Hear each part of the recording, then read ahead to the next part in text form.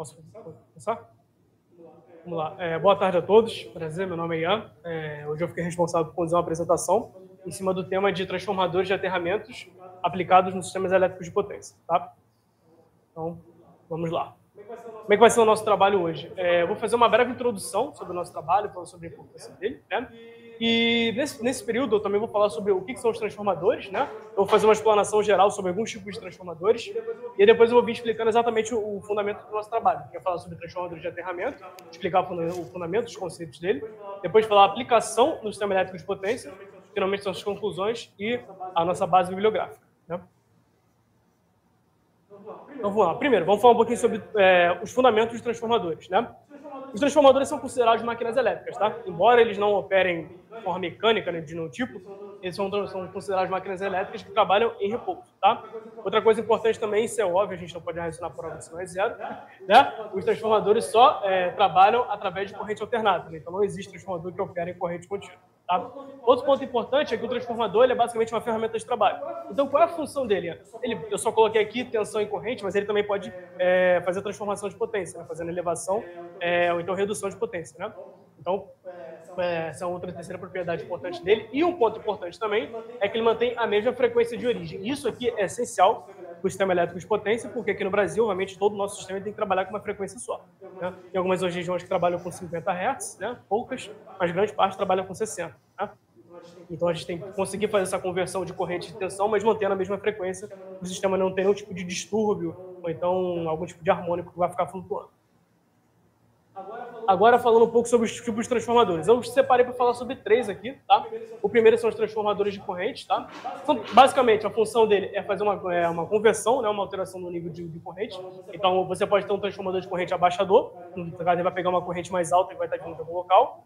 No caso, por exemplo, pode ser da tomada ligada para o notebook, ou então da tomada ligada para algum dispositivo eletrônico, e vai fazer uma redução dessa corrente. E por que isso é importante? Porque os dispositivos eletrônicos, que foi o exemplo que eu escolhi para falar aqui, eles são muito sensíveis, né? Então, se você aplicar uma corrente muito alta, pode danificar os componentes, isso vai causando algum tipo de problema, o dispositivo vai parar de funcionar. Então, uma aplicação que eu escolhi para falar dos transformadores de corrente é isso, é para a área eletrônica, né? Para fazer essa redução de corrente, a gente conseguir trabalhar uma corrente pequenininha, né? Porque os componentes eletrônicos são sensíveis.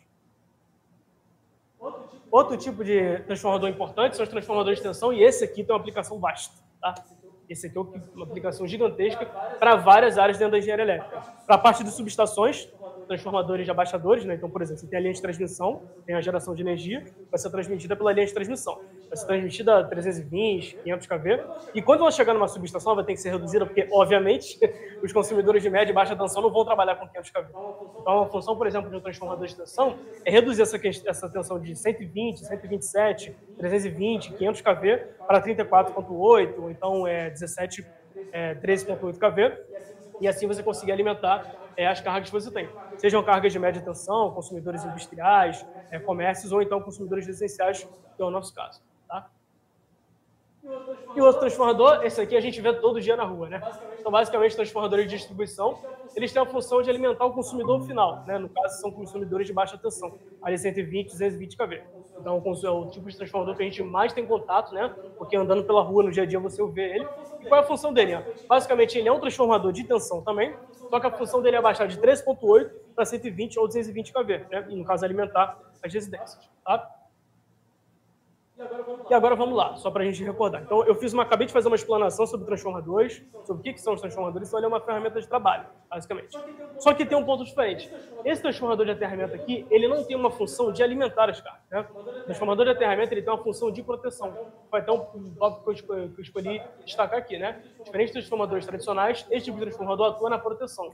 Então, o transformador de aterramento, ele não vai atuar fazendo um tipo de serviço, de trabalho, por assim propriamente dito, né? De elevar tensão, elevar corrente, elevar potência ou decair. Ele vai funcionar como um caminho para a corrente de curto-circuito. Isso aqui é muito importante e ele é muito presente em subestações, tá?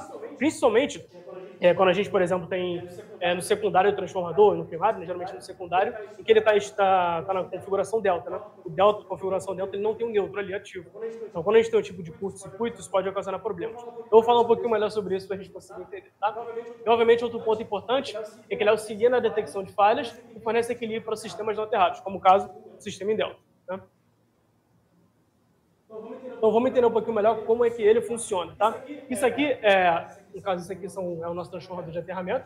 A gente tem aqui a rede elétrica 13.8 kV, né? E ele está numa configuração aqui que a gente chama de zigue-zague. E por que essa configuração é importante, tá? Como é que essa configuração funciona? Em situações normais, em que a rede está funcionando de forma natural, sem problema, sem nenhum tipo de curto-circuito, ele vai ter uma alta impedância. E a Tamires até tinha comentado sobre isso, né? No sistema que você tem uma alta impedância ou uma baixa impedância, você vai ter uma maior ou menor fluxo de corrente para lá.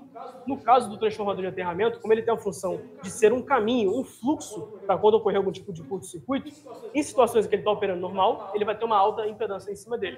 Para quê? Para que nenhum tipo de corrente do sistema flua para ele. Porque isso não vai atrapalhar o fator de potência, vai atrapalhar a entrega de carga do sistema. Então a função dele não é essa. A função dele não é ser mais uma carga para ser alimentada. A função dele é ser um auxiliar na proteção, né?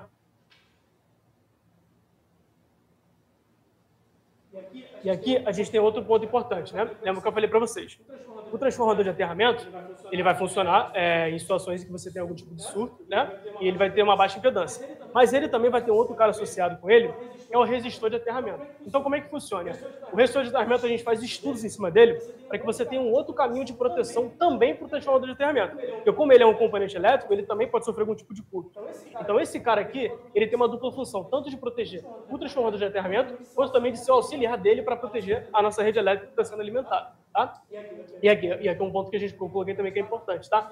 Responsável por evitar curto-circuito franco e suportar a corrente de falha da rede elétrica. No caso, o curto-circuito franco é aquele curto-circuito para a terra, né? Então, beleza. O que eu acabei de falar aqui? Falei sobre o transformador de aterramento. A gente já entendeu que ele não é uma ferramenta de trabalho, ele é uma ferramenta de proteção do circuito. Agora eu vou mostrar não só o transformador, mas também vou mostrar como ele funciona, tá? Eu não consegui achar, na minha base de pesquisa, exemplos práticos dele funcionando. Mas eu achei um esquema, né, diagrama unifilar, que representa basicamente como é que a situação vai funcionar, tá? Aqui a gente tem alguns exemplos de transformadores de aterramento, tá? Os pontos de referência estão aqui embaixo, então são equipamentos grandes. E como eu falei, eles atuam principalmente em subestações, né? Sendo uma proteção ali a mais para a subestação. Né? E a atuação aqui no CEP, foi basicamente o que eu falei para vocês. Qual o problema que a gente tem? Eu falei sobre a configuração delta, né? A configuração delta, você não tem um neutro ali associado com ela, você não tem um caminho de neutro. E qual o problema da configuração delta nesse sentido? Se você tem algum tipo de curto-circuito em alguns barramentos, em alguma das linhas de transmissão, e esse curto-circuito não é identificado pelo sistema de proteção, aquela corrente de curto-circuito ela vai ficar rodando ali dentro das bobinas. E qual o problema disso? São problemas diversos, né? Porque, primeiro, ela vai poder causar problemas de danos mecânicos, né, para a bobina elétrica, danos elétricos, né, porque vai diminuir a seletividade, vai diminuir a capacidade de transmissão de energia das bobinas e, por fim, vai ocasionar acidente, vai ocasionar queda de energia. Né? Então, foi uma situação que eu coloquei aqui. Ó. Na situação de uma subestação, o transformador de aterramento atua suprindo a falta da linha em questão. Com isso, aciona o sistema de proteção da linha de barramento, ocorreu o curto-circuito, e assim o diretor de proteção abre esse processo e mantém a seletividade. O que eu estou querendo dizer com isso aqui? Eu só li só para lembrar, desculpa, tá, gente? Basicamente é o seguinte, a gente tem uma linha de transmissão que você tem 3 fases ali. Se ocorre um curto-circuito na fase 3, esse transformador ele vai funcionar eliminando a fase 3, permitindo que a linha 1 e a linha 2 continuem operando. E qual é o problema do delta? O delta, se você não tem esse transformador de aterramento, o curto-circuito vai ficar girando aqui dentro, vai ficar ocasionando problemas, né? No caso, danificações mecânicas e elétricas, até que todo o sistema vai cair. Então é melhor a gente perder uma das nossas linhas de transmissão, né? Uma das nossas fases, que perder todas as 3. E aqui fica melhor porque tem um exemplo visual, né, pra gente.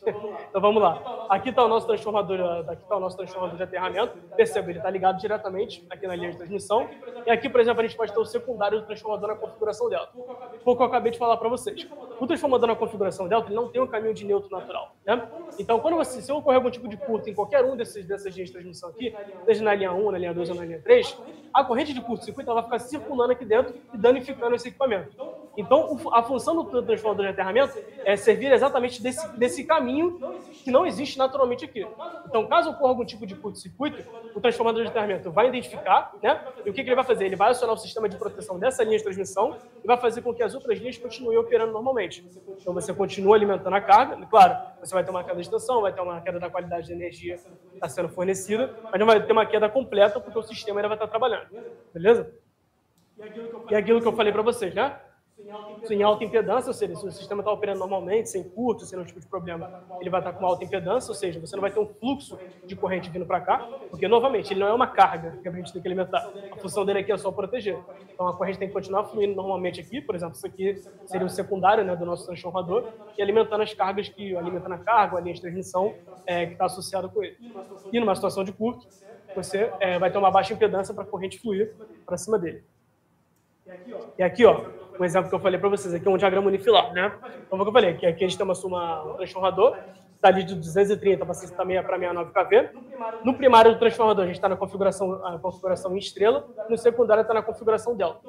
Então, o que acontece? Se a gente tiver um curto-circuito aqui na linha 3, como a gente não tem esse sistema de proteção no transformador em delta, a corrente de curto-circuito vai ficar flutuando por aqui, causando problemas, e pode até mesmo desligar todo o nosso sistema de transmissão. Então, qual é a função do transformador de aterramento? É desligar só quem está dando problema. É desligar só a linha de transmissão que está com algum tipo de curto-circuito. Então, como é que ele funciona? Ele identifica, ele funciona como um caminho para essa corrente de curto-circuito, né? E aí o que acontece? Ele que desliga a linha 3, não.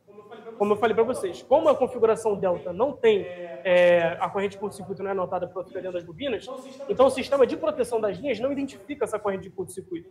Então, o transformador de aterramento ele funciona como um óculos, né, uma visão para o sistema de proteção de cada uma das linhas. Então, ele informa a linha de transmissão, né, a linha de transmissão que está tendo um curto-circuito, e aí ela desliga essa linha de transmissão do barramento. Né? Então, essa linha de transmissão sai, e essas duas aqui continuam operando. Então, ao invés de a gente perder todas as 3 linhas, a gente perde uma só que está com problema, no caso, com o curto-circuito. E aqui, outro ponto que eu coloquei que é importante, tá? Os transformadores de aterramento, eles atuam principalmente quando a gente tem um curto monofásico terra, né? Coloquei aqui, ó.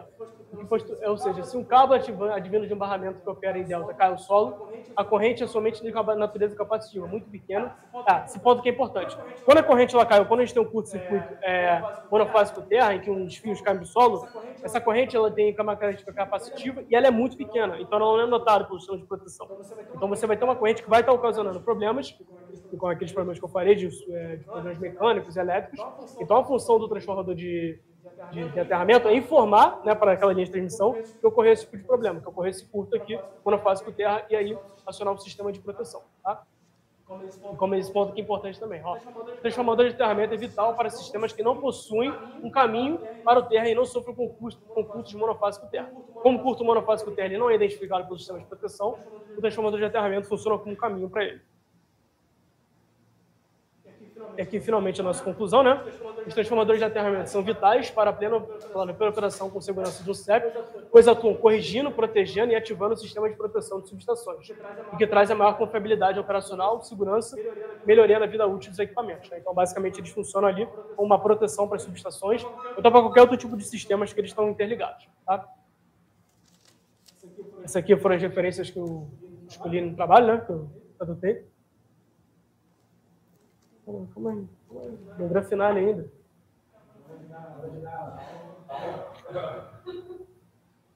Bora, compadre.